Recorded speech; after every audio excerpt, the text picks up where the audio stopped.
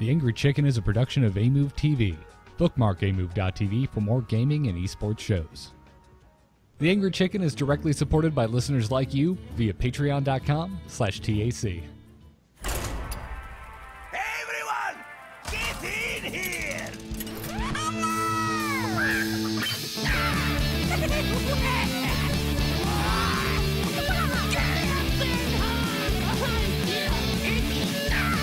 Ready for action! I've got the beast in my sight. A podcast about Hearthstone, Heroes of Warcraft. This is the Angry Chicken.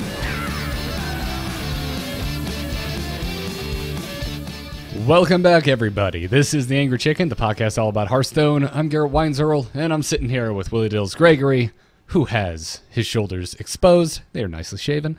And Jocelyn Moffat. Welcome back, guys. Is it a Harry's week? It is not a Harry's week, but that's the thing. Is like everyone thinks we make that joke because it's like some kind of like sellout way to shill the show. No, it's true. Dills and I really do just shave our shoulders, and it's now become this thing that for some odd reason I always think of when I see Dills wearing a sleeveless shirt. No, I absolutely shave my shoulders. If I don't, then they're just unsightly, and nobody wants to see that. Yep. So, I live in Texas now. It's more required that I wear shorts and no sleeves on a daily basis.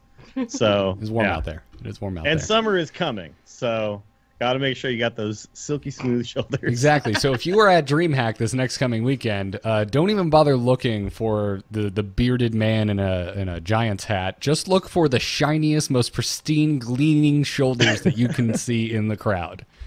I'll make sure to have them lotioned up and everything so that they just reflect the hot lights of DreamHack, and you guys can find me. Yes. Well, welcome back, everyone. It's a brave new week of Hearthstone. The meta is still shifting. We're going to talk about quite a bit of Paladin today when we get into our strategy segment. Tons and tons of new stuff going on.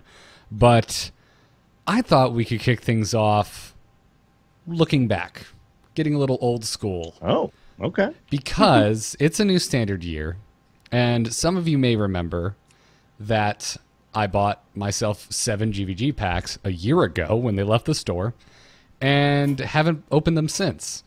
So if you're hearing those Hearthstone game sounds in the background, that's because we're going to do a crack-a-pack, like we said we would. We just kind of didn't have time in recent episodes because, well, there was a lot of stuff to talk about.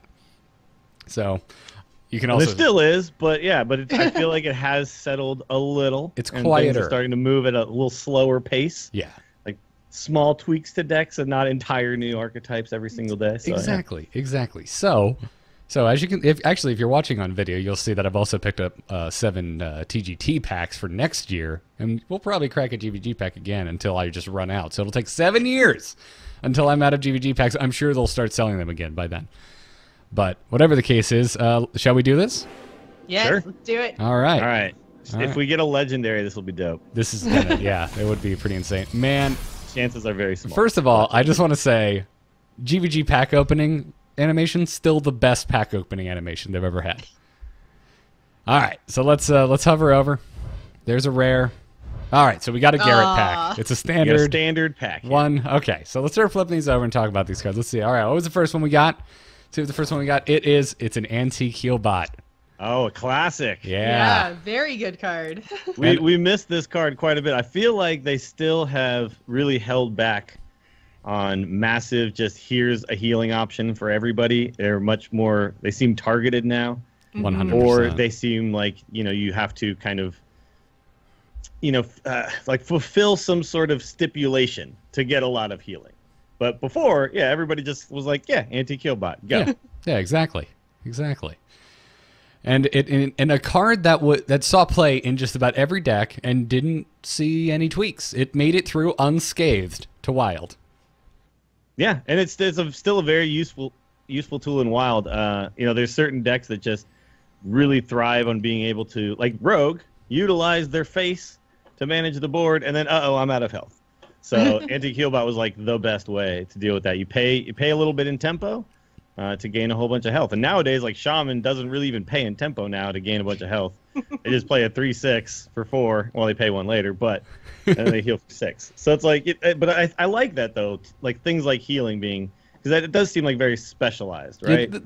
In World of Warcraft, not everyone can just heal if they want to. I think Healbot's a fantastic example of what we've been talking about the last couple of weeks, where we've said, one of the things that's probably the coolest about Un'Goro is the fact that a lot of cards are specialized per class. There's not a lot of homogenization between archetypes.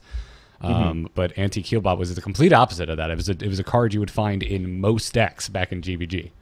Yeah, and think about this too. There was recently a deck. I don't know if we didn't really talk about it, but it was the Warlock deck that was utilizing the 2-mana spell, Blood Bloom, and Doom to do a massive board clear at any moment. The problem was that they needed to also be healing a little bit, but they were running Earthen Ring Farseers and Voodoo Doctors to try to make up for that loss of health, right? If this card was still a thing, and I haven't tried this deck out in Wild, but it's such a powerful effect, and the big weakness is you're sacrificing so much health for such a huge turnaround in the game, right? To just pay 2 mana, clear the board, and draw 8 cards. And then to make up for that, you could just play like an Anti-Healbot back in the day, and then suddenly it's like a free thing you just did. So that deck has got a lot more of a kind of it's like you're really concerned with your health total, but you can't just fill up for free. It's like you actually are taking a risk for a high reward. It's kind of good that it works this way now. Yeah. All right, let's flip the next card.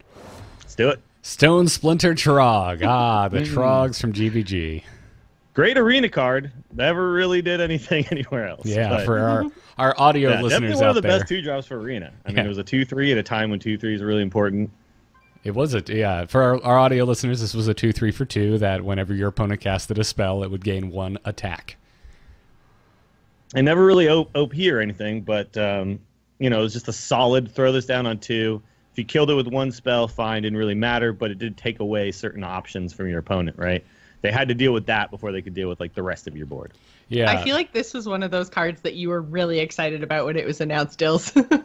Dills. No, I was excited about the legendary Trog. Yeah. I thought that would right, actually be really good. Right. Yeah, Trogzor. But everybody there's a lot of people who were wrong about that card. And maybe that card in the current meta might actually be good. It's weird. If that card was a standard card now, it might be okay. But the power level of GVG just made it so that card never mattered, right? Yeah. It was just too damn slow. You just played value minions and moved on with your life because everything spawned something else. So there was the 4-mana 3/5 Trog that gained 2 attack, and then there was Trogzor. Yeah, we were convinced there was going to be a Trog archetype out there, and it never happened. And you were losing anti-spell deck. You were losing your mind over Trogzor, if I remember correctly, but you were not alone. It looked so good in a vacuum, right? And then in practice, that was one of the cards that kind of convinced me that you can't ever make a determination about a card ever. You just have to see it. Pretty much. work. Pretty much, yeah, because I play Trogzor and you can't cast spells. That's fine. I'm just gonna play Dr. Boom and win the game. Deal with it. Yeah. So now it's interesting though because a card like Stone Splinter Trog, there's a lot less 3 damage removal spells out there, right? Dark Bomb's gone, Quick Shot, there's just less options to just outright kill this. These might just be better now, but of course in Wild those are still in Wild, yeah. Yeah. Yep. All right. Next card is Anodized Robocub. This is a 2/2 for 2. It's a Druid mech minion. Has taunt. It also has a choose one, +1 attack, or +1 health. You decide what basic 2-mana minion you. I guess he has taunt. You often chose health with this guy, but another arena card that never really did anything because Mech Druid never became a thing. People tried, but Mech Mage was just too powerful, and it was just the go-to mech deck, right? Oh, I miss Mech Mage. I don't. Do you? Go play Wild. I know. It's still good in Wild too. I still get run over by Wild randomly by Mech Mage. I'm just like, oh man, I forgot what this was like. I don't miss this. I don't miss this at all. I miss it about as much was as like the ultimate tempo deck that also just aggroed you out sometimes, right? It was just so damn strong. Yeah, 100%. All right, next card. Mrgrl Infantry. Oh, man. Big power here. This is a 1/4 common neutral minion for 3 mana with charge and taunt.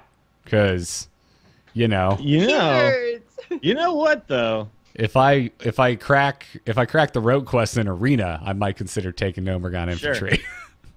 This card could create some interesting synergies with Priest, though, these days. Because you got the 4-mana 2/5 charger, and you got this guy, 1/4 charger. You can do some Divine Spirit Inner Fire shenanigans and OTK people, maybe. Yep. Oh, and you know what? I can't even crack this in Arena because Arena's standard now.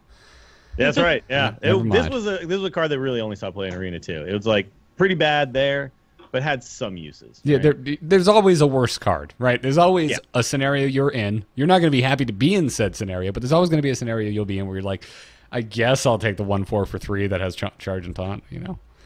What are you doing with charge on this? Again, like, you could sometimes play this and remove some pesky little tokeny type minion that was annoying, and it would be fine. But most of the time, it just sucked. All right, shall we turn over our rare? All right, let's see what the rare is. Maybe it'll be gold. What do you think it is, Joss? What do you think it is? Oh God, I don't even remember. Did you have the good luck? Mech You have- Warper. Mech Warper. I think Mech Warper is a common, isn't it? Is it? Damn. I think that's a common, yeah. All right, it is Soot Spewer, a card no one Spewer. played. Nobody played. This is Not even in Mech Mage did this get played. Nope, Yeah. not even in Mech Mage. It's a 3/3 for 3 mech minion for mages. Rare on the rarity, obviously. It was the last card I flipped over, and it has spell damage +1. This was one of the biggest flops in GVG. It was, again, a card that you did draft in Arena because a 3-drop that gave you some spell damage. And sometimes if you already had a bunch of mechs, you could find some use for this. But, yeah, just kind of a dud of a card. You know? Jocelyn- But this is one of those things, like, every expansion is going to have some cards that are just like, well, what else can we do? We can put spell damage on a 3/3, give it to Mage. Yeah. And, yeah. Did you ever Never try saw- making this work in your Mech Mage, Joss? Well, no, because Mech Mage is so minion based, right? Like I think you had like 2 Frostbolts and 2 Fireballs was pretty much it. So you didn't have a big use for spell damage when you had so many other minions that synergized with mechs. Like it didn't make any sense. Also, how insane is it to think about like a world where mages aren't living and dying by casting spells? Right? Like a minion heavy mage. What? Now, what about if you went to Wild right now and played Mech Mage and you put in like the Primordial Glyph and some other stuff like that to give you the Some possibility Kabbalist of tomes? finding more burn? Yeah. I don't know. Something I haven't toyed with at all, but maybe there's something I there. still You're don't making think. me want to go wild. Yeah, I still don't think I'd play Soot Spewer. Probably not. Probably I don't not. think No. Still probably not. There's still better options. Yeah, You still probably just want to play a Spider Tank. That one extra Yeah. health is just much more important. it's pretty. but- It's pretty solid. Yeah. Yeah, there's just not there's not enough spells that matter here. I don't know. Yeah. Yeah. Well, I don't know what a build of Mech Mage looks like anymore. Now, yeah, this is like opening these packs. I'm like, I want to see what this looks like now. Yep. Yeah. Well, that'll do it. That's our one GVG pack for this year. Tune in next year for a GVG and a TGT pack. Oh man, I can't wait until next year. One more pack. That was fun. I enjoyed it. Granted, I think the only good card was the first card we flipped over. So, Yeah. but it was still cool looking at those. Now, before we get into this week's Hearthstone news, we do want to thank our sponsors, .game domain names, for sponsoring this episode of The Angry Chicken. .game domains are pretty much sold anywhere you can think of, where you can go find yourself a domain name. Check out web.com, Hover. We would selfishly recommend Unit Registry because they also sponsor this show from time to time. So go and check it out. But this is .game. You know, it's the little thing at the end of your website in case my grandmother's listening and she wants to know what I'm talking about. You know, you can have grandma.game grandma. So go out there and make sure you get that because I know you're trying to break into the indie game scene. So I'm very proud of you. And remember me when you do very well.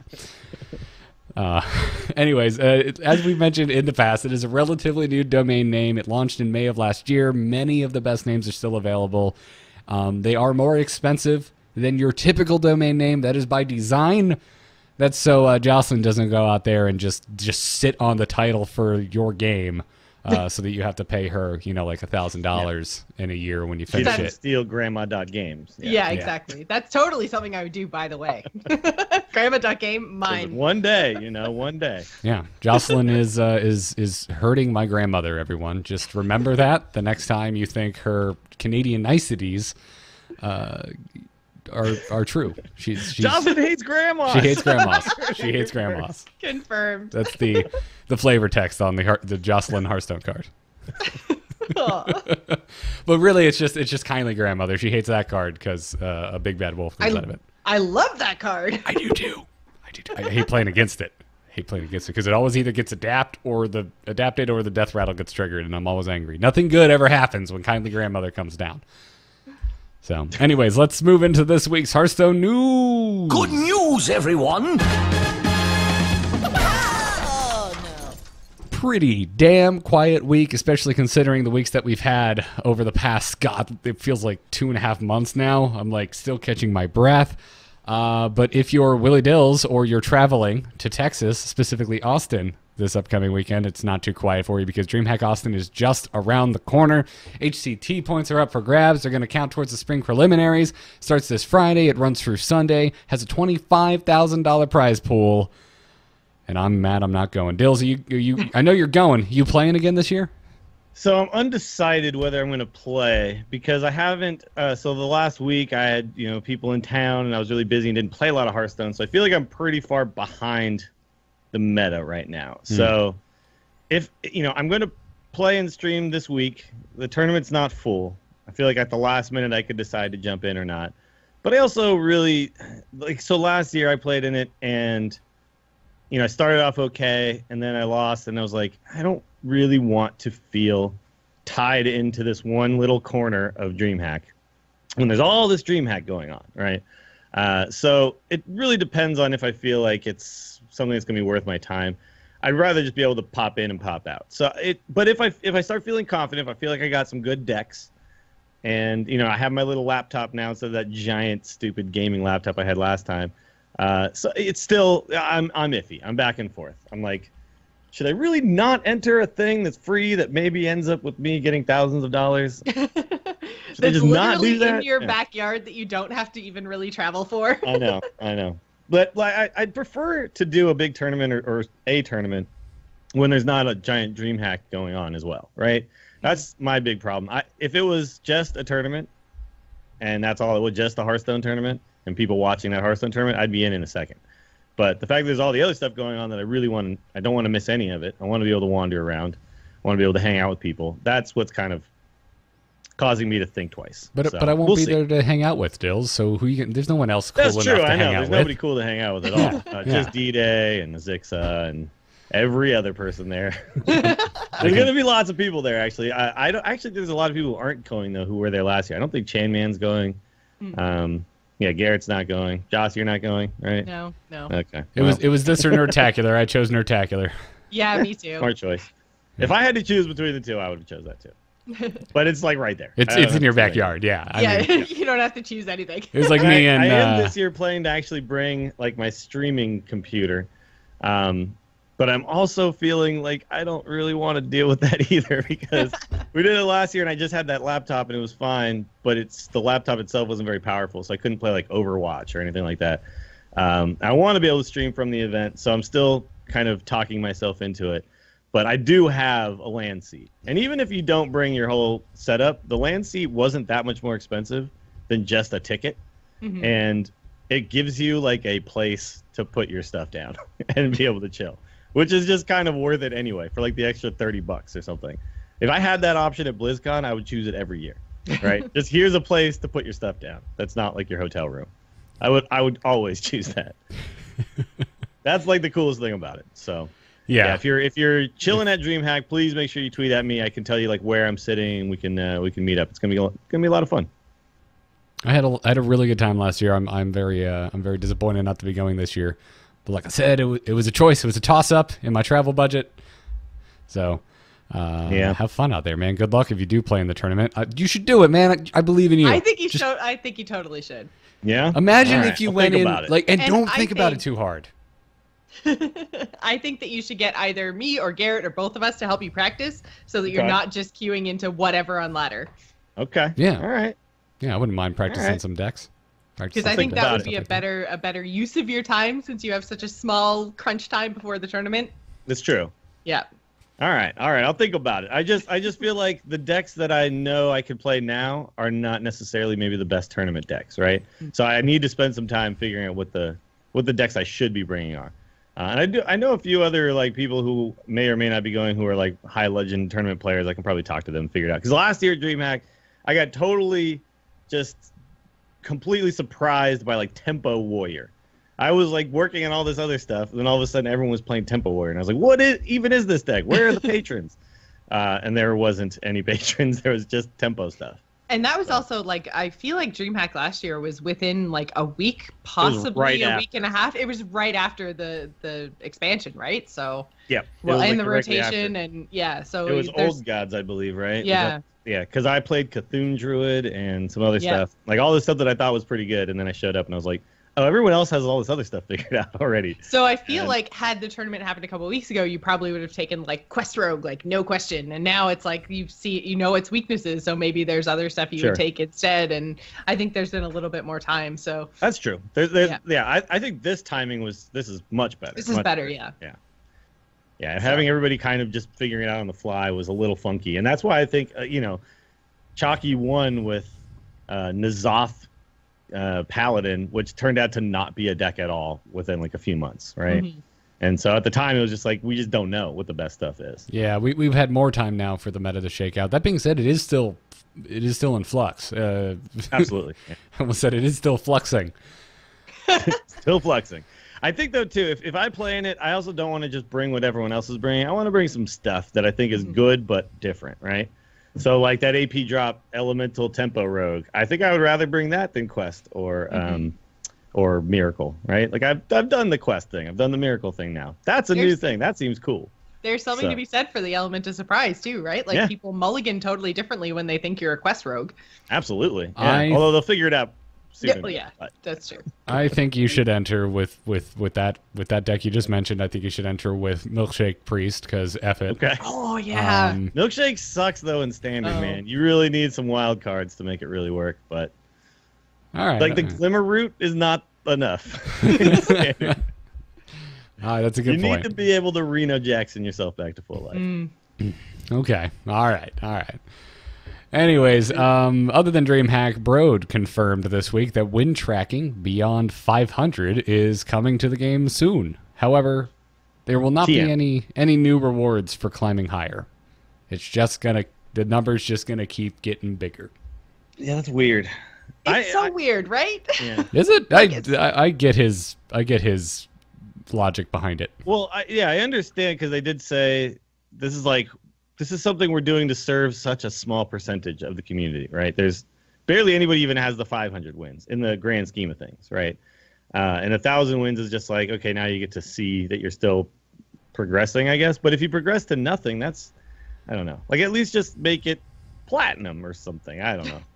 Well, what I don't understand is that, why even cap it at 1,000 then? Why not just have, after you hit 500, you've got the counter where it says, 495 of 500. After you hit that, just have a number there to say this is your number of wins.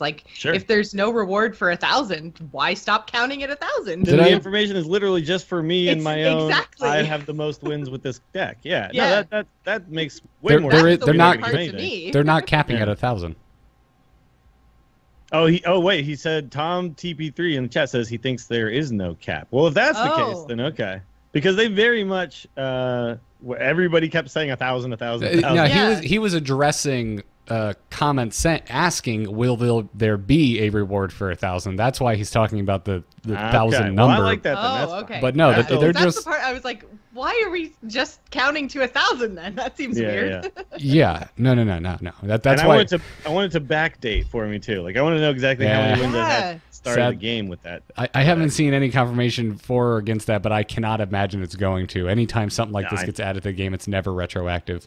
Because they're not going to retroactively give people like golden whatever. Yeah, because there was nothing in the game before to even be tracking it. I don't think. Yeah, I don't think it's even counting it. I don't think it even knows. Although that information is probably stored away somewhere. But I was gonna because they're tracking your total wins as a whole, but that maybe they're not flagged for a certain class, but then they would have to be flagged for a class because it's being counted, right? So yeah. The interesting thing too is there's a lot of stuff with this where there's really no reason to cap it on any of this stuff. when you stop giving rewards, like they could even let us keep leveling past 60, right? And then just doesn't give you any new cards or anything. But you just kind of can be like, I'm a level 150 paladin, and it's just a thing you get to say. That would be fine too. Like I think honestly, like we don't need necessarily rewards at every single thing. And then at a certain point, if they decide to put in achievements and stuff, then there could be little achievements for hitting, different levels with different stuff. But whatever. These are like small things that, in the grand scheme of things, I'm like, I don't necessarily need them to be working on this. I'd much rather like some of the other stuff that I think does serve more of the community or more important. And it's kind of funny that the vocal minority kind of calls for stuff like this, where I'm just kind of like, you don't really like, this doesn't improve my Hearthstone experience necessarily. Like I'm at 8 of 9 golden classes. Once I have all of them, I'm not going to care about that anymore, right? I'm just going to be like, okay, now where's the other thing that makes it so I have another button to push and another game mode or something? That's the stuff I really care about. So it's fine that they're addressing it, but I don't really want to spend too much time on this. One thing he did say in the same thing, though, by the way, was that they were considering the potential of like wild packs in the future, something that they hadn't considered before, but that it made sense based on their emphasis on wild being, a real game mode now. I think that's something that we talked about when we were talking about things they could do to promote wild on top of, having actual like HTC or HCT tournaments, like wild packs, and just a way to go back and buy those things. And because spending dust just feels so bad. It does. Yeah, you're spending a quarter of your value, and now you're like maybe getting a wild card that doesn't help you in standard at all. So it would feel much better, especially if you're somebody. Let's say you're somebody who started the game last year, and you're just like, all those cards are essentially like I will never have them, right? But now you're like, if you can open them, and it's like the same price as a new pack or whatever, that feels so much better. Yeah, that's so much finally better. Get some of those cards. So. Yeah, I think given the option to buy them and also as rewards, it would be fantastic. It'd be amazing. Yeah, more rewards. I hope that actually happens. He kind of just addressed it without giving any real information, but did like mention it. So I was like, that's a step in the right direction. Mentioning it is great. Yeah. Yep. I'm crossing my fingers that if they do have wild packs, that then they start rewarding for both ladders, because that would be so good. If you could get a wild pack for wild ladder and a standard packs and standard ladders and like all that kind of good stuff, that's what I want to see, is rewards for both. Like if I can play to a high level in both kind of scenes, the wild and the standard scene, then I should get rewarded for that. Sure. Yeah, because I've gotten to like rank 5 in standard and rank 5 in wild in a season.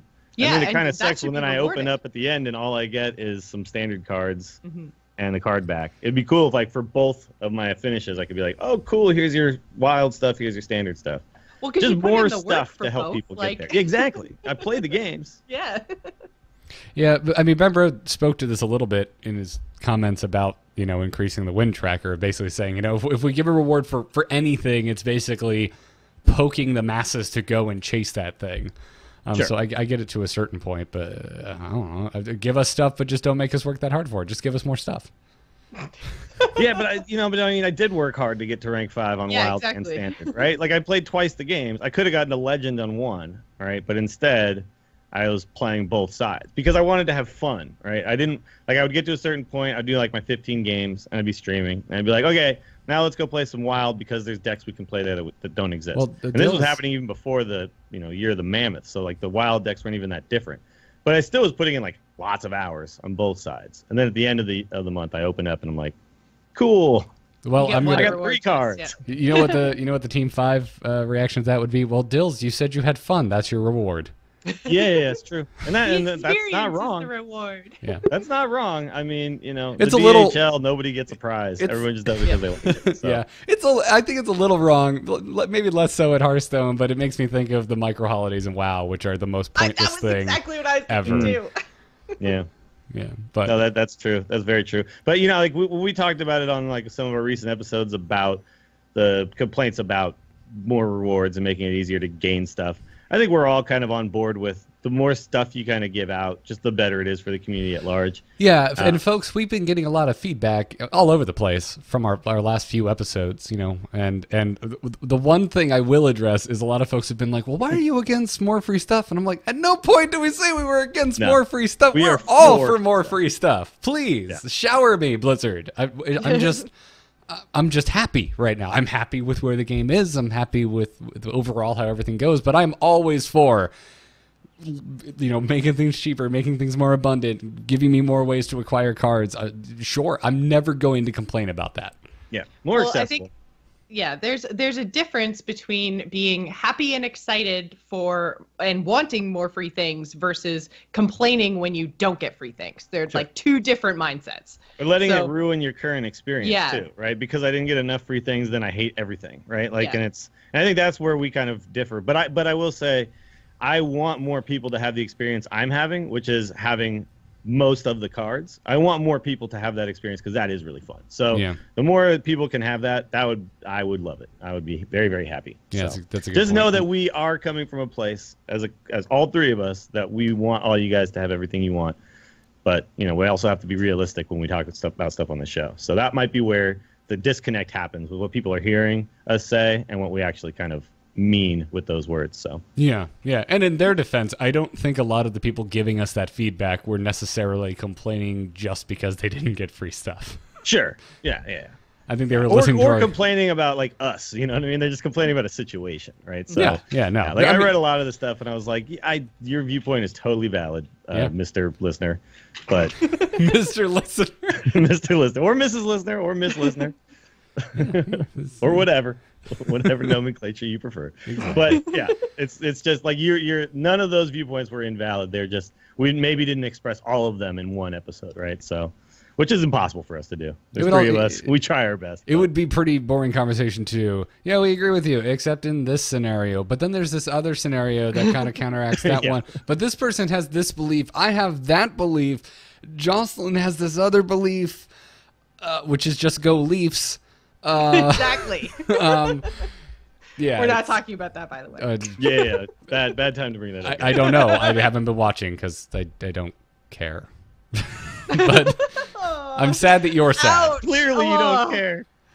I'm sad that you're sad, but unless the Lightning is in it, they put up a very good fight against the best team in the league. So, go Leafs. Gotcha. Hey, that's a good way to think about it. Yeah.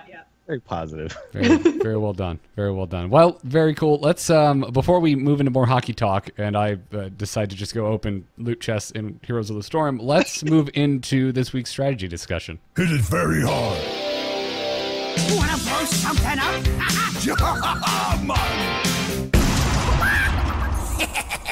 Time to pay! All right, we're talking Paladin this week, specifically mid-range Paladin, and if you're watching the video, you will notice that we have two different deck lists here, and that there's quite a bit of similarity between the two, but also quite a few things that are different. Probably the big thing right off the bat is that Murlocs have found a home, and that home is named Uther or Liadrin. It depends on what hero you're wielding, but whatever the case is, well met now sounds a whole lot like Mrgrl.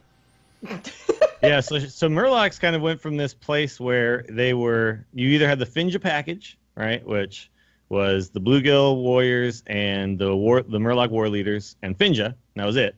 That was all the Murlocs that were in there, and then you'd kind of package that with either like an aggro shell or some sort of a mid-range shell and just use Finja as a tool to swing the board state in a big way, because Finja pulling out two Murlocs, one that charges, one that buffs the charger, was massive, right? Now we've kind of seen what happened here with the addition of really just Hydrologist and the Rock Pool Hunter. Just those two Murlocs being added gives you a lot more power to kind of add to your mid-range package without the Finja. And you can include the Finja, as you see in the other version here, but I actually feel like Finja's not the best in that version of it, because so many of these Murlocs now are built more around their battle cries, right? Their battle cries matter all of a sudden. They're not just for putting bodies on the board. They're actually doing stuff when they come out. So there's different versions. We'll talk about that. But it's very interesting that, because when we first used to do the show, like way back in beta and stuff, I was known for not liking Murlocs because they were basically just type in Murloc, put in all the Murlocs, and then now you're an aggro Warlock, right? Yeah. And it's just really annoying because sometimes you God draw and you just run people over, and sometimes you clear their board once and then they quit, and it just kind of felt like the game was a coin flip, right? Now it feels like there's a lot more decisions to be made, minion fighting, and it's just a lot more interesting, right? The options that you have in Murloc are no longer just kind of set in stone. You are aggro or nothing. Now it's like I could be mid-range with Murlocs. I can still be aggro with Murlocs. I can use like a few of them and then put in some other really good mid-range minions. And so it's very interesting now. Like, which ones do you include? How do you actually play the deck out now? It's really cool. I'm glad that Murlocs have found this type of a home rather than just purely one type of deck. It's really good. Yeah.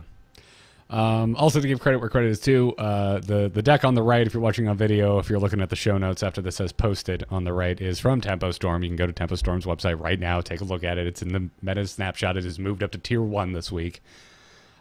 Pretty easy to find. I'm really glad Paladin is back and playable. I'm glad that it's a mid-range variant. This was probably my first favorite deck that was actually good. I have the most wins with Paladin, so I've been playing a little bit of this. I still have mostly been playing Rogue. However, I've reached high enough now in the ranks that people know exactly how to play against Quest Rogue, and Yep. if you don't draw perfectly, it does not work out. So I think I'm switching to mid-range Pally. This deck is disgusting. Yeah, so I hit Golden Paladin not this last week, but the week before, and that was one of my last. I only have Druid left, and I was basically using this list on the left. So the list on the left is like you kind of start out with the Murlocs, but then you play into this really strong, heavy late game, right? With Tyrion, Ragnaros, Primordial Drake, Curator, all that kind of stuff. And the Curator just works so perfectly because you draw some Murlocs, but then you also have Gentle Megasaur as a beast. You have Stampeding Kodo as a beast. You have Primordial Drake as a dragon. So it just really helps you kind of get the pieces you need to then move into late game. So this deck did really good against kind of everything. Like, that's one of the things I think is the best about this deck right now, is it kind of covers all your bases, right, with one deck, which is really important when you're playing a ladder deck. You can play very specific decks that have really good matchups in a tournament because you kind of target certain decks, right? But on the ladder, it's tough to target decks unless it's like the de facto best deck that everyone's playing. If you target that deck, that's great. Right now, I don't think there is that deck, right? There's no everybody's playing this deck, so you target kind of everything with this, right? You just kind of have all the tools you need to beat aggro, to beat control, to beat whatever. So you'll look at like some of the stuff I have in my version here, which is this version on the left started out as Tides of Times version that ended up making its way onto Tempo Storm as well, and then I made some changes to it. So I did keep the Galaka Crawler, as much as I wasn't necessarily a fan of the card.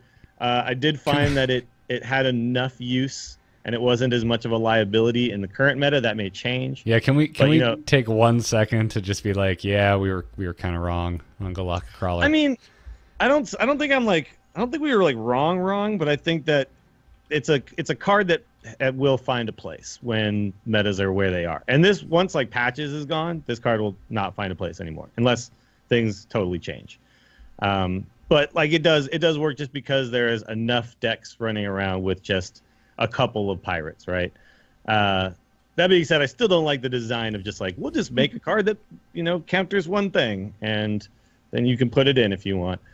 But it's fine, right? And because it's a beast, it works with the Curator too. That's the other thing about it. It allows you to like draw it later if you've already drawn like Kodo or what's the other one? Gentle Megasaur. But I kind of went in and out with this card. I pulled it in. I took, I put it in. I took it out. I put it in. I took it out.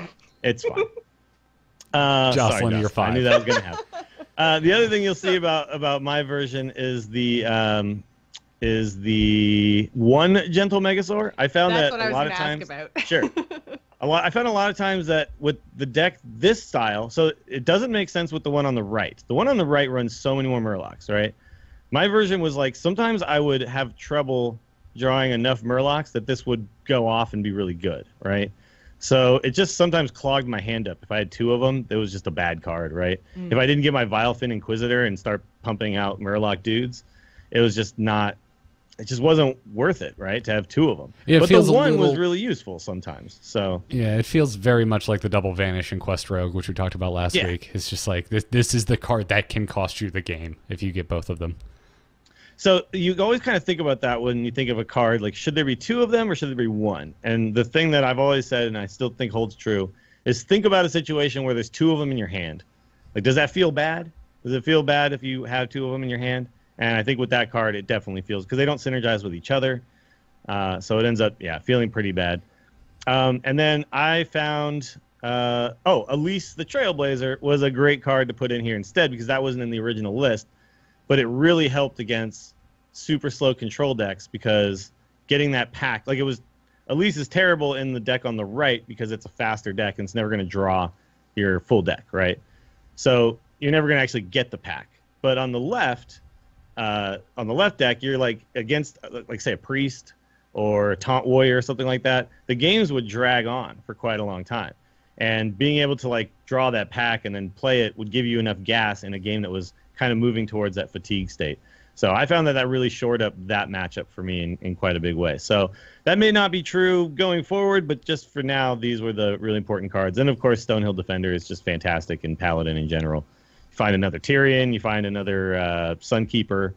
You know, those are just great cards. You find Wicker Flame, which is not in the deck on its own, because it's really bad in certain matchups, but really great at certain matchups too. So if you can just find it, it works fantastically. And then someone in chat is saying that the Spiked Ridge Steed is like too slow of a card. That card is insane. That card just outright won me many games by itself. So I would never take that card out. It's so good. The only time I'm mad I have Spike Red Steed is when I go up against Silence Priest. Sure, yeah, but I don't know. It's come up so little that it's a card that's a liability. Yeah. More often than not. Like I had a guy I was playing against. He was playing, Aggro Druid or something like that, and he was just dominating me, and I was at like 5 health.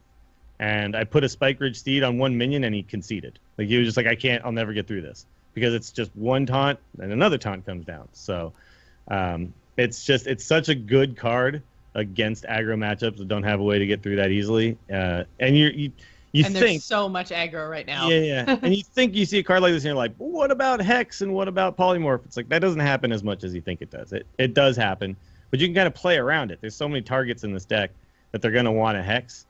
That it gets drawn out, and you have kind of like with Tyrion, Ragnar's the Light Lord, and then 2 of these, like they don't have 4 hex, 4 hexes or 4 polymorphs. So when you get that one extra thing that they can't deal with, that's like what wins you the game. I don't know. It seems like most mages I play against have 4 polymorphs. Sometimes they do. Yeah, because the the glyph and the tome, yeah. Yep. Yeah, but that's just unlucky, and you shouldn't build a deck around 4 polymorphs happening. Get out of here with your logic, Dills. I just want a bitch. Sure. Well, we should talk about the one on the right, because I think, Garrett, you've played with this version more often, right? Yeah. I mean, not more often. I played this today. I've been playing Quest Rogue up until this point. Before that, Disco Lock for the most part. I've been experimenting a lot. I'm still in love with Jocelyn's. It's a secret mage. There's just a lot of fun decks to be playing right now. So today, I only played this. I ended up going, I think, 5-1 with it. Solid deck, working out really well. I'm with you, though. I don't know why Finja's in this deck. He seems completely unnecessary. I took him out. I ended up taking him out because I felt like the deck was really strong, and that was like a card that wasn't really making it stronger. It was just kind of there. Yeah. And I actually, you said you didn't get the Finja really to go off. No. I did have the Finja go off. And what happened was he pulled like a Grimscale Chum and a Hydrologist. And I was like, okay, cool. I played a That was 5 mana not good. 2/4, and then I got a 2/1 and a 2/2. And you lost And I your didn't battle get any cries. cool battle cries off of them, and this sucks. Yeah, So- exactly. There's too many good battle cries with the Murlocs in this. You don't want the Grimscale Chum, you don't want the Hydrologist, you don't want the Rockpool Hunter to come out of your Finja, and Old that's Light Seer 6 you don't potential want. cards. Like, the only good ones are Murloc War Leaders and the Bluegill still. Yep. So. Yeah, exactly. So there are more Murlocs you don't want pulled than there are Murlocs you would want pulled. So I don't know why you would be running Finja. So I think he's coming out as soon as I go back into the game. But other than that, I think this deck is absolutely incredible.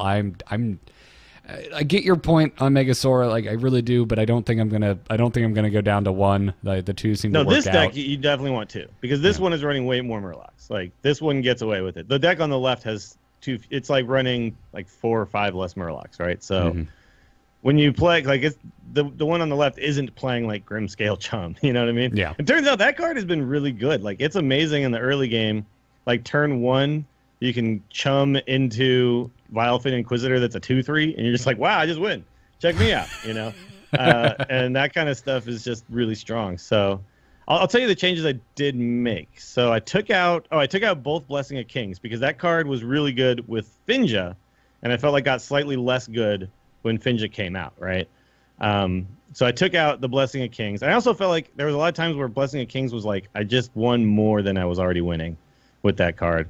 And so I put in some cards that I think will help me in situations where I'm not winning. So I put in Curator. Curator went back in.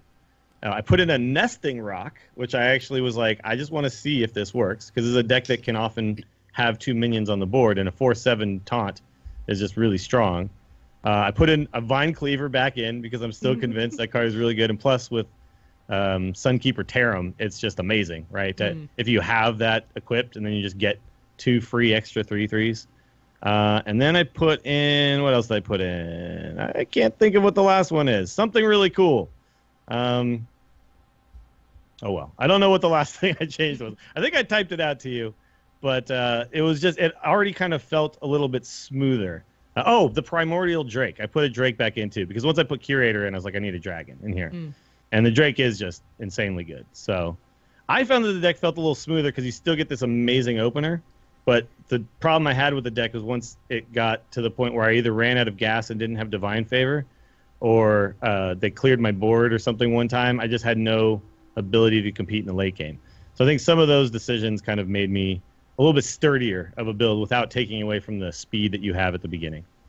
And everything, I mean, you've just detailed, and also if you're looking around the web, if you're on Hearthhead or on Hearthpwn and other places looking at deck lists, I'm happy to see that mid-range Paladin is this kind of customizable deck, which is what it was back in GVG. Everyone's mid-range Paladin was a little bit different from the next, and they can still absolutely work. So I haven't played your list yet, and I would like to tweak the Tempo Storm list as well.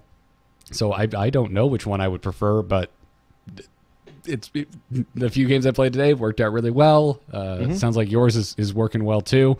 It's a really good shell, right? It's a great shell to then kind of manipulate how you like. Yeah, and I'm never going to fight anyone on the Curator plus Primordial Drake now. Sure. I'll tell you some possible tech choices here. Like you mentioned, this is mid-range Paladin is one of the most techable decks out there because the core itself kind of works the same, and then a lot of the tech choices you make don't necessarily take away from that core.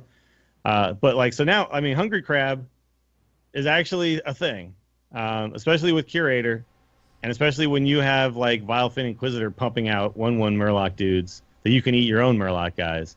And the reason why like Hungry Crab is actually okay is because it's +2/+2, not +1/+1, right? So you're actually gaining when you eat a 1/1 Murloc with it.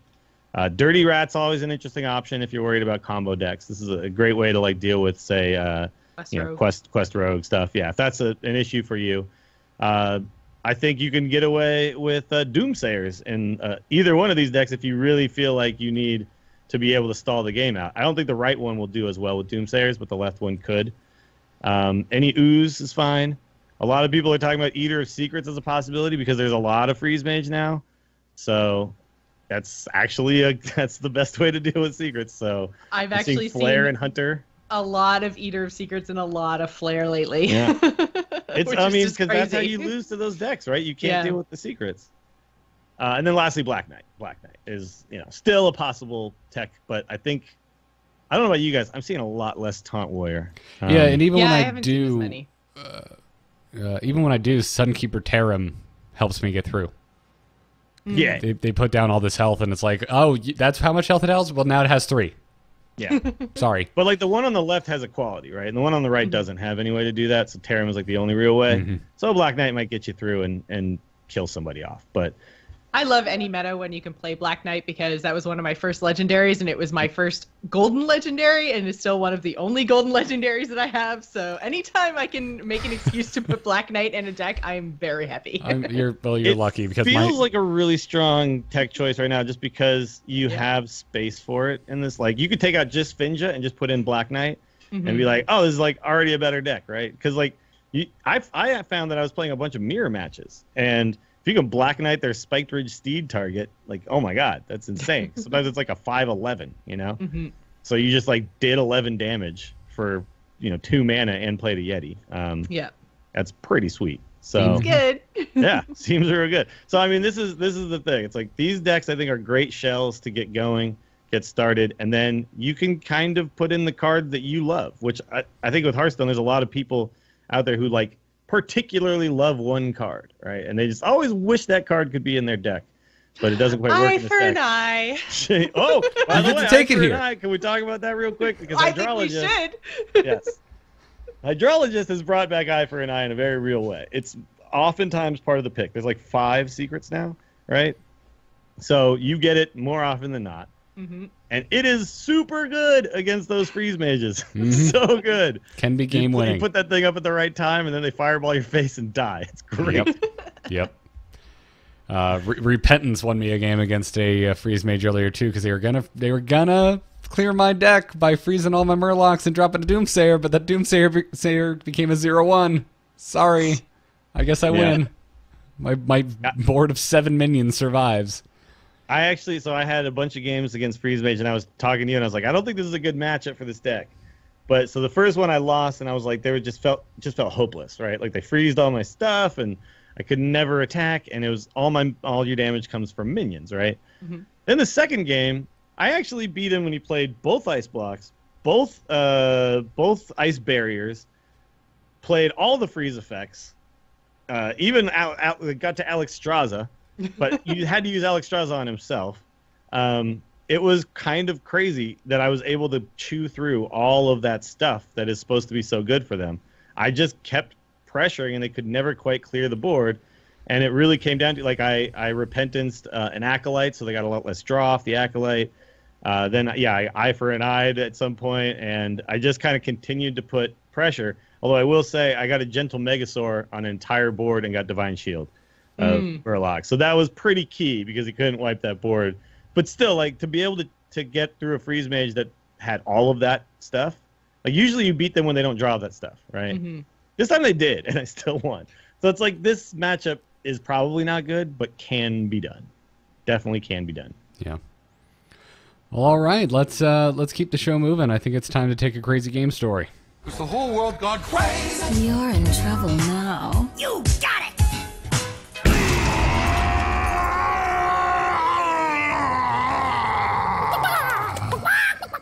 I love when we have time to take these just so I can listen to Draxus yell for way too long. You may send your crazy game stories to tacpodcast@gmail.com. Rob writes in this week and says, hello, TAC crew. After repeatedly getting my teeth kicked in playing Dragon Priest, I decided it was time to just give up and join the aggro club. I picked the deck that revolted me the least, Aggro Druid.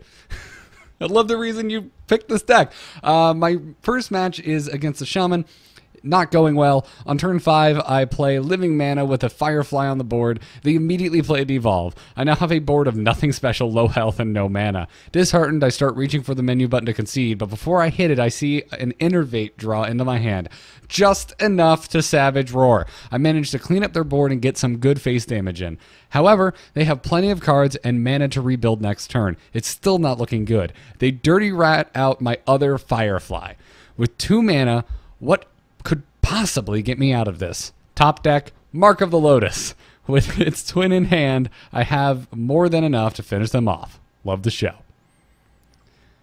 So here you see somebody got the absolute nightmare scenario with Living Mana. And but it's true, though. There's still bodies, and you still have lots of ways to utilize them. I will say this, though. The thing about Living Mana is it only really works in this type of deck. But what it does is it like, because when you play this deck and your board gets wiped, you have like no top deck, right? But Living Mana is always a potential top deck. It's kind of nuts. Like, you can always draw that one card that then like fills your board up again. And I'm still trying to get Spirit Singer Umbra and Living Mana off in the same turn. I so want that combo to happen. I'm running the one Spirit Singer in my deck because if you play it, you basically, all your Living Mana guys come out and they give you the empty Mana Crystal right away. So you, like, there's just no problem with it. Downside, like, yeah, whatever. Yeah. No downside at all. Yeah, exactly. But I still haven't been able to pull it off because it's a 9-mana combo. But that being said, I mean, I would say, Dills, in this particular situation, what Living Mana does is lull your opponent into a false sense of security. Oh, I'm sure. Yeah, absolutely. Because he is right though. Like there's no worse feeling than getting that devolved. No, right? Devolved, That's just terrible. That's like the Living Mana tech in Shaman. Yeah, it's just hold on to that devolve until they Living Mana and then watch them cry. But so I actually, in the only class I have left to get golden is Druid, and it's the class that I'm kind of like the least excited to play. But it's this version that I'm going to be playing, and so we'll see. By next week I'll have a lot more knowledge about this because I'm now kind of forced into it. I have like 40 wins to get, so. Ugh. Yeah, I've been playing aggro druid and it kind of feels meh. So sometimes it feels great. Literally for the exact same reason as Rob, who wrote in, that I felt like I had to play aggro, and this was like the least revolting aggro version. I was just like, I don't want to play pirates, so. Sure. I was having a hard time in Wild playing the deck where I just kind of felt like the old version was still better than this. Like the old Egg Druid was still slightly better than the new cards that you could put in. So it's kind of in a weird spot right now. It's just a much better standard deck, even though that seems weird. Because I was looking at like, oh yeah, Devil's Soar Egg plus Nerubian Egg, that's going to be so good. And then it just turned out, no, just didn't quite work. Go to Wild. Just go to Wild and enjoy it. Yeah, I guess. But it's bad in Wild. Like I just was losing with it all the time. I don't know. There's something there, but the standard version does actually work.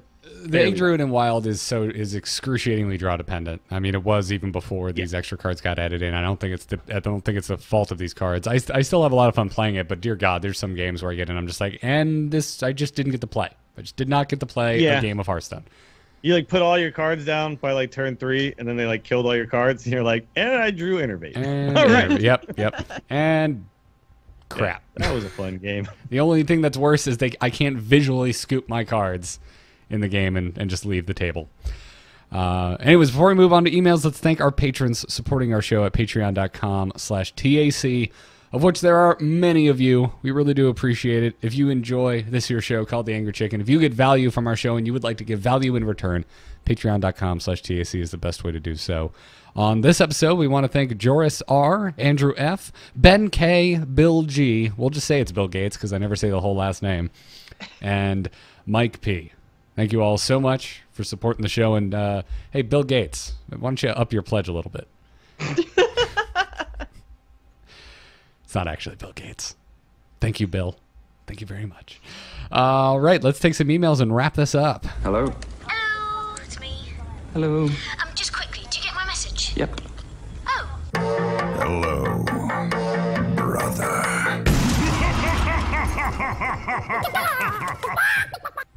You may send your emails to the same place, tacpodcast@gmail.com. Vigil TGI writes in and says, "Greetings, irate barnyard fowls." Yeah.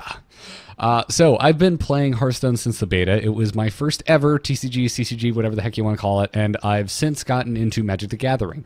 Hearthstone almost lost me. Words are hard. After lots, there we go. It was the giant lots in all caps right next to this that my eyes were just like, you know what you're saying, just move ahead. Hearthstone almost lost me after lots of time and money invested before the rotation because of how awful the ladder felt. Pirate Warrior and Shaman actually made the game unfun and miserable to play. Mrgrl, in my honest opinion, brought Hearthstone from the worst it's ever been to the best it's ever been. There's an amazing variance on the ladder and every single class is viable in some way. However, it seems now more than ever, the game relies so much on RNG than before. Can I just tap out here? I hear this every expansion. All right, I'll continue reading. RNG is fun and makes things interesting, but it feels bad when big tournaments and crucial games are decided on RNG and not just skill of play. I understand that a card game is in it itself, RNG. It just feels like it's more and more with every expansion, and to me, that takes away from the competitiveness of it. My question is, do you guys think that they are making it this way because it's a digital card game and they have the ability to do the thing that paper card games can't? Or do you think that they want that element to separate themselves from other card games? I think both your questions are asking the same thing. And we literally opened GVG packs at the beginning of the show, so I would like to say that RNG has actually gotten less worse with every expansion. It started with the worst levels of RNG in the history of this game. It's called GVG. You can go look up the card collection if you weren't there for it. If you were there for it, I wish I had your selective memory. Well, I think that Discover as a mechanic has made the RNG a little bit like more skillful. A little bit, or a lot of it. Like it was. Well, a lot of it. But I mean, it's different than just straight up RNG. But I think that there's still some mechanics in the game that can be a little frustrating. And Dirty Rat is like the 100%. biggest one. Like, yeah. No, I'm not. My frustration is not that at all. I am not going to sit here and declare to all of you that RNG is not a problem. It is. Right now, I think the worst losses come from something Swashbuckler pulled that you have zero ways to know what it was and play around. Priest, just in general, because they have so many ways of getting random cards and you have no idea what they are and there's no counterplay. And Dirty Rat, while I don't think as egregious as the other two examples that I just gave, yes, can lead to some of the worst feel-bad scenarios in the history of this video game. Mm-hmm. I'm going to go ahead and just say that I think RNG is in the healthiest place it's been like the entire history of this game. Mm-hmm. And it doesn't mean that it's gone. Doesn't mean that it's totally not an issue. It just means that it's right now, it's improving. It's like as good as it can be. And I think that, in this game, when we had Daniel Negreanu on, he was very positive about RNG and the things that it does. And, we've had the conversation many times about RNG, where it's at, and there's certain times where you can listen to our show and recognize, like, we are bogged down in RNG right now, and it doesn't feel good. Because when, like, the best cards in the game are super RNG, you kind of have to put them in your deck, and so then a lot of games feel like they're decided by it. And then, of course, there's the argument that RNG creates really cool stories, right? But, like, one guy has a cool story, and then the other guy has, like, a terrible story, right? Mm-hmm. It's like, that's the problem. Like, there's two sides to every story, where one guy's like, oh, my God, look what happened. And then the other guy's like, I can't. Oh, my God, look what happened. Yeah, exactly. And so that's part of the thing. But I will say, like, go play any other card game. I much prefer the RNG of, like, that's crazy that just happened, than the RNG of, please draw me another land right now. Please draw me another land right now. Not another land. Because, like, I was playing Eternal the other night, and I was having a blast, but I had 5 or 6 games that were just utterly hopeless feeling games where you just... And there's ways you can do that in a digital game where if you mulligan, it gives you a guaranteed 2 land cards, which are not called lands in that game, but whatever. Like, there's ways you can kind of work with that. But in the end, you still are like... It's a much better feeling, I think, to have a few outcomes decided by RNG where the game shifts and something happens differently than normally would, rather than just never getting to play the game in the first day in place, right? At least you always kind of get to play. Mm-hmm. And then the other thing I also want to point out to people is that I always hear this stuff where people act like a 1 in 7 is supposed to never happen, right? And a 1 in 7 is going to happen 1 out of 7 times. And if you play a lot of games of Hearthstone, 1 in 7 is going to roll like if you roll a die, there's 1 in 6. Like, you're like, oh my God, I can't believe I rolled a 1. That's crazy. It's like, no, it's 1 out of 6 times you're gonna roll a 1. It's just gonna happen, right? And so it's like, I think we just in our heads create these scenarios where it's a 10% chance. That means it's a 0% chance in my head, right? And that's just not the case. It's a 10% chance it's going to happen 10% of the time. So it's important to understand, like, that RNG is not going anywhere. It's something that if you feel is a problem, try playing another game. Tell me that it's just not still there in different forms. It still is. If you hate RNG, there's chess. Heroes of the Storm doesn't have a ton of RNG in it, right? Other than, like, maps and stuff like that and quick match. Like, there's plenty of games out there with like 0 RNG, but you've chosen a card game, and you've chosen a game that is using it right now in the healthiest way that it has in a really long time. And I think we should be kind of like positive about the direction they've taken it, and not, still negative because it still exists. It's not going anywhere. We can address it, but if it's moving in the right direction, we should acknowledge that, right? Rather than like that it exists at all. I agree with everything you just said. Just please give me some freaking information on Swashbuckler. Yeah, information is great, and I'm still with you there. Like copies. I love the idea of like the Ivory Knight. I love that. It's like, oh, okay, it's a 4-mana thing. Got it. This is the range now. Yep. The range of it being an entire classes set of cards is just like, well, I hope it's not something that just auto wins the game for him. Like that is definitely like the Free from Amber card. Like that's a really cool card because the RNG is really limited to this 8 to 10 mana slot.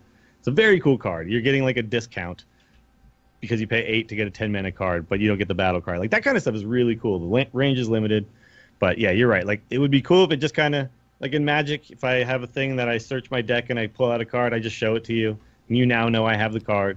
We both move on with that information. Right. I think that would actually be really healthy. I don't know why Hearthstone seems to shy away from reveal the card. Like, Swashbuckler could read, add a random class card to your hand, reveal it. Like, absolutely. It would still be a really good card. Like, it would still be a 1/1 that's adding a card to your hand, right? And knowing that card, like, there's cards where we know what the card is, like Getaway Kodo. Okay, I know he has that card back now. Got it. Cool. But it's still like kind of 1 mana, add a card back to your hand, right? And it's like, is that now a terrible card for that? No, it's still a totally fine card. It lowers the power level slightly, to be sure, but those cards right now are like auto include, right? So yeah, just revealing them would not be terrible. And right now it's like it suddenly changes all those cards, but I think, and I'm with you, I think it's a healthier thing. Yeah. Although there was somebody who mentioned something about secrets on the Reddit the other day. Like, because that everything tells you where it came from except for secrets. Right? Secrets don't tell you until they're revealed where they came from. I still think that mechanic has to work that way because, that's like a very specific thing. Like, secrets don't really work at all if you know exactly what they are. Yeah. So I'm fine with that still being okay. But then there'd still be but there'd still be some information, like it would just reveal that it's a secret, right? Like it wouldn't reveal which one it is. It would just be like, I Babbling Book, I get Ice Block, and then it turns over secret. And I'm like, okay, cool. I know I got a secret off of that Babbling Book. That's fine. Yeah. And I'm sure that's probably a lot more difficult to accomplish in the game than we probably giving it credit for. But yeah. I think it would make individual games more fun. Yeah. Right? And even if you don't want to reveal it, I would still argue with, can you show me the mana cost? Just show me the mana cost. That at least is it's a kernel of something for me to cling on to for dear life. Yeah, mana cost would be a huge step in the right direction. Absolutely. Create an icon for a spell and a minion. Maybe show me the mana cost, and then it's like, oh, it's a spell or a minion? How cool is that? Yeah, although sometimes the things are like discover a minion, and I know it's a minion that they found. Sure. Still. But whatever the case. More information makes the game more skill-based and interesting to me. Yeah, I like the gameplay that the RNG that currently exists in Hearthstone gives you. I like the idea of, well, I'm going to do this thing that has a random effect, and I'm going to wait to figure out what the next sequence of my plays are based on what happens from that random event. I like that a lot. That is really interesting and something that keeps me coming back to Hearthstone. I don't think that would be diminished in any way, shape, or form if my opponent got some information out of that exchange. Yeah, absolutely. Like poker is a great example of this, where it's a game of incomplete information, but information you can ascertain through paying attention, right? And yeah, you can pay attention to where the card is in their hand and be like, oh, he didn't play it, so it's something he didn't want to play that turn. Okay, that gets rid of this card, this card, this card. You can absolutely do that, but it's a much more complex situation and one that doesn't really work in the same way. Whereas if I just know, like I still have a bunch of incomplete information, but I have this information, right? And in poker, it's like you have 2 cards. I know you checked. All right, that gives me this range. And there's no way to get a range, period, from a guy just getting a random card, right? It just takes all the range away. So range is good. We want ranges. That's all. Just let me thoughtfully figure it out. I like it. Dills, take the next email. BGP says, hello, TAC Podcast. Love the podcast. I listen every week. Well, thank you, BGP. Just wanted to let you guys know I made a post today on your subreddit. Then I realized I have no idea if you guys ever check it. Anyways, here is the thread I'm referring to. It's a discussion on how you would change the Warlock quest. I wanted to engage in a meaningful discussion and get opinions on how others felt about the path Blizzard has been opening for Warlock over the past few expansions. I know Garrett has been a fan of the Disco Lock deck, and I do agree it can be fun to play. But overall, I don't agree Blizzard is taking the best direction with the class by heavily pushing it towards a discard-themed deck. The complete reliance on RNG and pretty much pigeonholing the amount of visible cards in such a deck is why I do not love expanding on the discard mechanic. Thanks. Yeah, discard has kind of gotten weird. It's still the best version of Zoo, but without the quest, right? And then, yeah, I'm with you. I think Warlock went a lot of directions, but now it feels like they're working with half the cards that the other classes are working with, because the discard stuff only works with like other discard stuff. But then now you see, like, when people want to play other types of Warlocks, there's a bunch of like useless cards now, right? If I want to play any type of control Warlock, it's like, well, half the cards they printed just don't even pretend they don't exist, and then I'll work with these ones that are left. It is kind of like no other class really has like all of their cards have to synergize, and then if they don't, they're useless, right? So that is a little funky. I'm with you, BGP. I like the discard mechanic as a theory, as an idea, and in practice, it just kind of feels bad. Well, it's good, and again, and this is, I know, another RNG email, but I think that that's really part of it. Is it just really sucks when you're sitting there with like 5 cards in your hand and you play a discard card, and then you're just like, okay, any of the, like, just not this one card, but the other 4 are fine, and then it discards that one card, and you're just like, well, there goes my whole entire game. Like, I had a 1 in 5 chance. That's all I needed was it to stay in my hand, and it didn't. And that can be really, really frustrating and feel really bad. And especially in particular with the quest, I mean, the fact that you have to do that 6 times in order to get your reward. I don't necessarily think that there's a problem with the reward. I still think that the reward for the Warlock quest is really valuable, but it's almost like a zoo type reward in a deck where you can't really zoo too much. Like, you can't zoo, period. Yeah. It's in a really weird place right now, and I think the reason I put this email in here is because it is actually a really, really great Reddit post, and I kind of wanted to bring some attention to it because there are a lot of really, really good points in there, and there is a meaningful discussion going on. So actually, there's a lot of discussion being had. This is one of the longest like threads I've seen in our subreddit in a long time, which is I really wanted our subreddit to like kind of be this, and it has been, but not quite to this extent, which I think is very. I hope. Because it's like discussion where not everyone is being super overly negative about the game, as like okay, let me frame everything I say by I hate Hearthstone and it sucks. Now let's talk about Hearthstone. It's like, okay, that's what we don't want in our subreddit. We want you to like talk about the game in a very real way, and this is super cool. Yeah, there's 2 discussions here. One is the quest, which is basically the emailer's main point, because that's what his Reddit post is about. The other is just discard lock as a thing, which I really enjoy. I like playing around the RNG of this is going to discard a card. It's not going to guarantee it discards the card I want it to discard. Some about that I really like, and I want to see them go even deeper. I hope this isn't the end of it. I hope we get even more discard cards down the road. Specifically because Cruel Dinomancer excites me so much, but it's pointless to play in standard right now because it's too slow.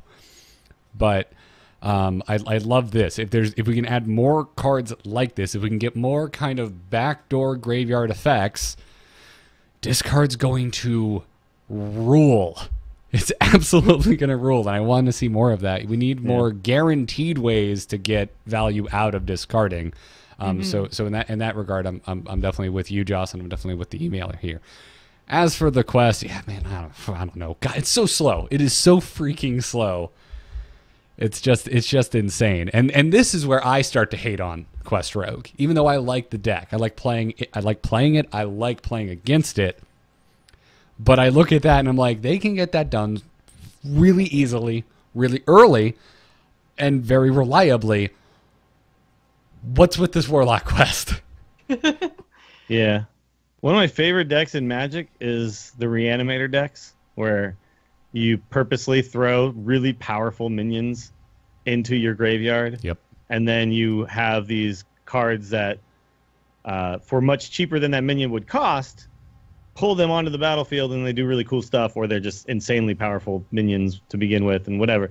But it's cool because it's kind of like a quest rogue in a way where you have all this setup. You spend the early turns doing nothing of effective value to the board, like losing tempo, and then all of a sudden you're like, rah, here comes this guy, and now I win, and it's a really fun mechanic, and it's what I feel discard lock should feel like, right? Where I spend a bunch of turns throwing away resources, falling behind, and then at a certain point, all of a sudden, I'm like, and I'm back! What's up? But it just doesn't feel that way. It just feels like you're hoping that something worked. Like, what did that card, the Dinomancer, was discover a card you've discarded and put it into play. Right. Like, There needs to be more, happen? There needs to be more choice. It's so good.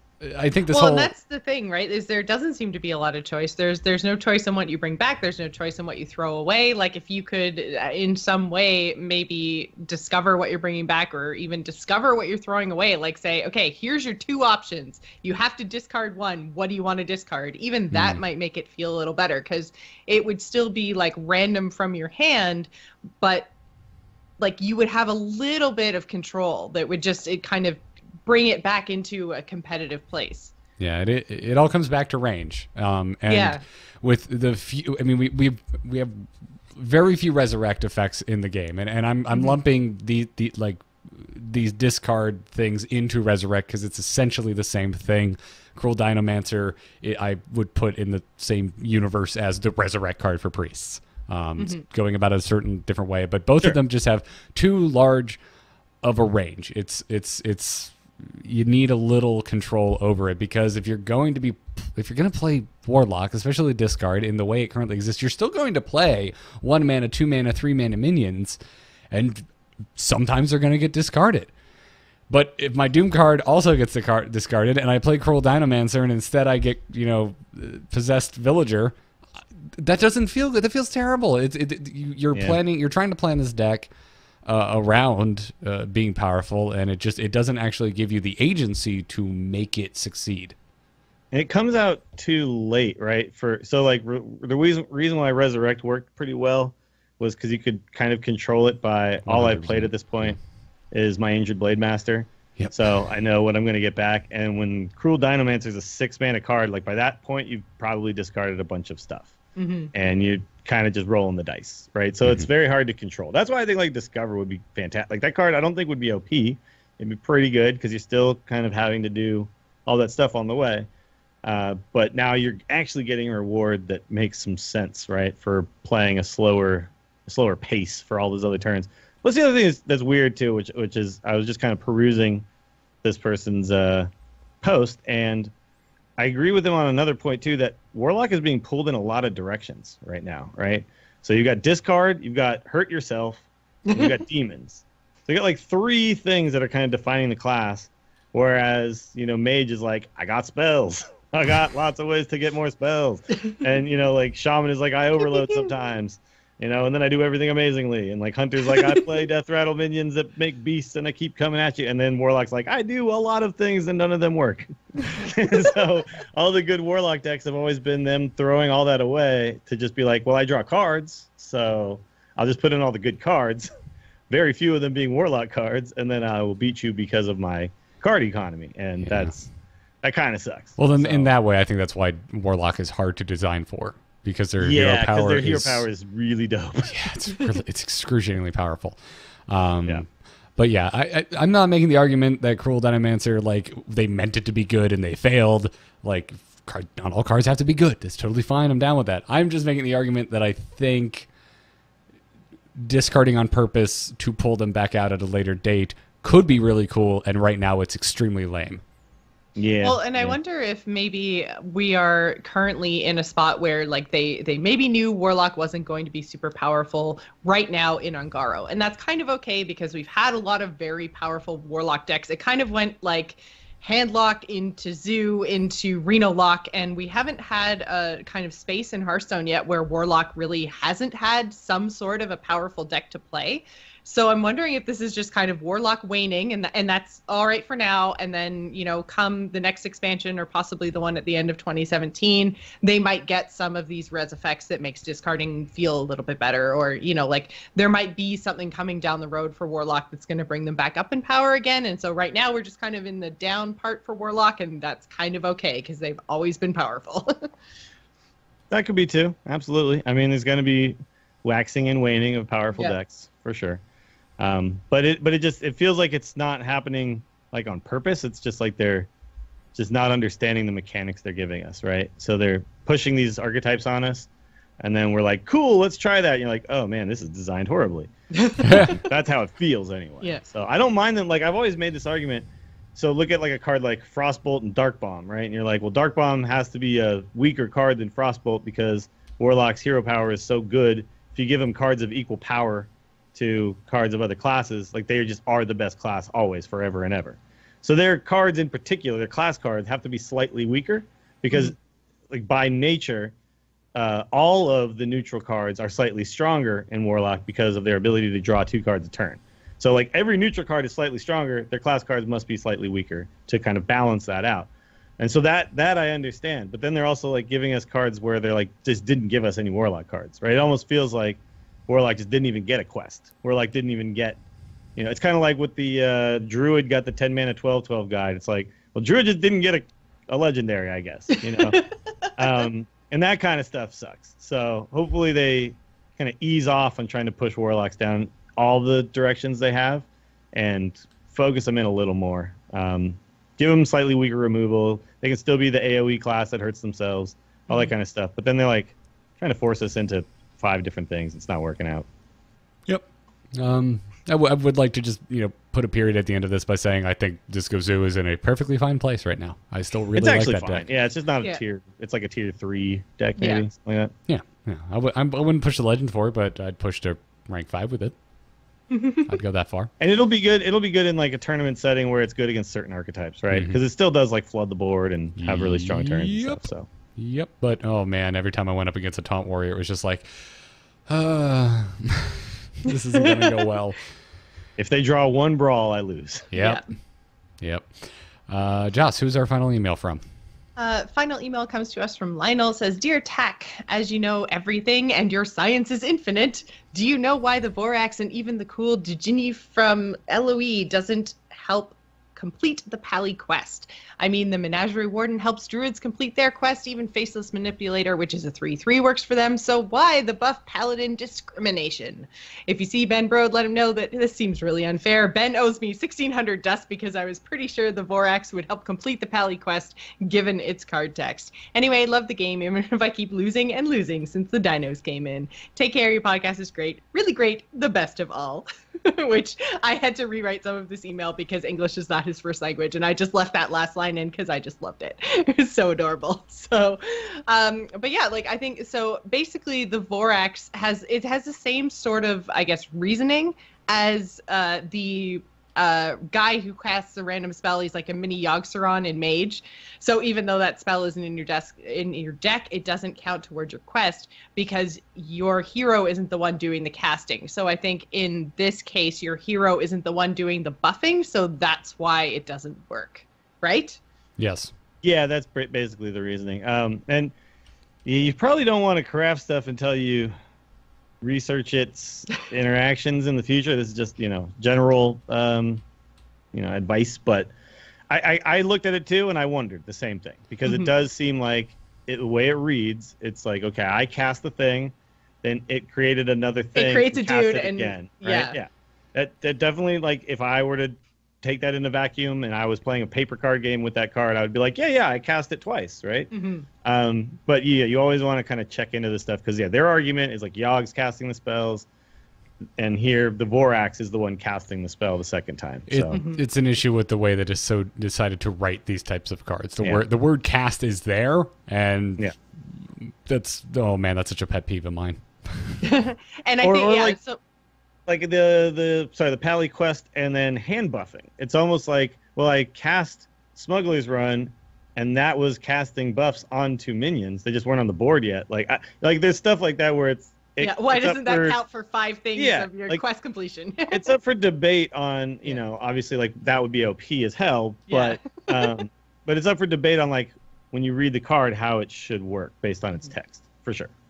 Yeah, so I thought it was worth mentioning the interaction, and Menagerie Warden and Faceless Manipulator, the reason they work is because the Druid quest specifically says summon, which means you don't have to play them from hand. So yes, when you play a Faceless Manipulator from hand, it's a 3/3, but then it picks something, and the minion that is summoned has 5 or more attacks, so it counts for the Druid quest. So it's wording in quests as well as some, like, not necessarily wording on cards, but the way that they've decided that those cards work, that's why it doesn't work with the Paladin quest.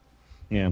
The reason that they give for the way they word stuff is that they just simplicity rules, and then it's better Once you play it, to, you figure it out. Yeah, it's better to go out and see how it works than to just write like a wall of text, which I get, which I totally get, because it is the rules itself are determined by the client, and that's Except fine. Except when you're Lionel and you spend 1,600 And dust. you craft a card. Yeah, exactly. I mean, this is the drawback. This is why it can get better. But I will point out, like, the key things to look for, like Jocelyn said, summon, play. These are like key distinctions.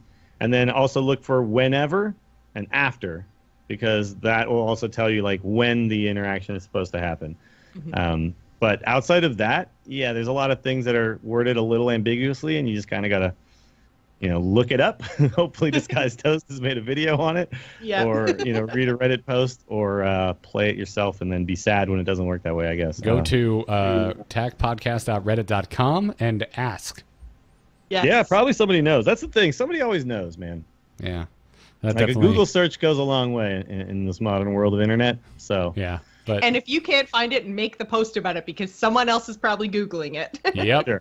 Or has tried it already. Or So, has yeah. tried, yeah. Yeah, 100%. That sucks, man. I'm sorry to hear that you crafted a card that didn't work the way you wanted it to. Because it's I was excited about that too. I was like, oh my god, does this work this way? And if it did work that way, I think the Pally quest might actually be viable. But instead, it's just not. And that sucks. Yeah. Yep. Quest text, or not quest, card text drives me bananas. If this was me, Lionel, I'd be raging. Raging. I loved the Ben owes me 1,600 dust. I think he does. Ben, if you're listening, you owe this dude 1,600 dust. Get on it. Get on it. Or whoever wrote the card did. So. Yeah. That's going to wrap it up for this episode. Thank you for your emails, everyone. Tacpodcast.com or tacpodcast@gmail.com is the place to go. Send those emails. Send those crazy game stories. Thank you again to our epic patrons, especially our producers Declan H. and Peter Williams. If you want to support our show, check out patreon.com/TAC. A free way to support the show is to drop us a 5-star review on iTunes. Helps our show get featured. Makes us, find new listeners and stuff. It's pretty sweet. Our Twitter account is @TAC Podcast. You can catch us live Tuesdays at 4 p.m. Eastern right here on twitch.tv/AMoveTV. And we'd like to thank BrianGriffithMusic.com for our intro and outro music. I'm going to swap it around. Joss, where can folks find you? You can find me on Twitter and Twitch. I'm at Joss Plays. You can also find me right here on twitch.tv/AMoveTV every Wednesday night at 8 p.m. Eastern for my general gaming podcast, which is The Gamers In. Or you can find me on twitch.tv/Joss Plays on Tuesday nights at 9 p.m. for my self-help podcast called Slaying Demons. Dills, how about yourself? Twitch.tv/Willie Dills. Twitter is @WillieDills. I'll be kind of prepping for my maybe appearance in the tournament at DreamHack, but I will definitely be at DreamHack this weekend. So if you are going to be there, please find me, tweet at me, whatever. Check me out. So you're going to cost outside three less mana? What's that? You're going to cost 3 less mana because you're prepping for the tournament? Exactly. Okay. And then outside of that, I do want to point out to people who have been wondering, there will be a taco coming up, but I've been taking over the reins, so I'm coming up with ways that I think will work for me. So stay tuned, patrons out there. We'll find out soon enough. It's going to be some changes in how things are going, just to kind of make it a little easier, I think, to run. But I'm excited for the next one, which will feature heavily this new Mrgrl expansion. I'm excited to see what all the people bring to it. So stay tuned. Date will be announced as soon as I have one locked in. But with DreamHack coming up and all the other stuff going on, it's been tough to figure out exactly when. But I'm working on it, so look forward to that. Cool. Folks, I'm on Twitter @GarrettArt. There are 2 R's and 2 T's in my name, but not in art. Just my name. You can also check out nomoonart.com. That is my graphic design portfolio. If you need a graphic designer, go check it out. Everything else I do can be found at amove.tv. It's a big week for Heroes of the Storm, so if you want to try and keep up with all of that, the 2.0 relaunch, I'm going to be opening up some loot chests here in a minute. Check out Into the Nexus with Kyle and myself. Find it at amove.tv/ITN or anywhere podcasts can be found. That's going to do it for this week's episode. Get out there, kick some butt with Murlocs and Paladin. Get on there and show everyone that discard lock is absolutely viable. Just have fun, and until next time, job's done. Job's done. Job's done. Yeah!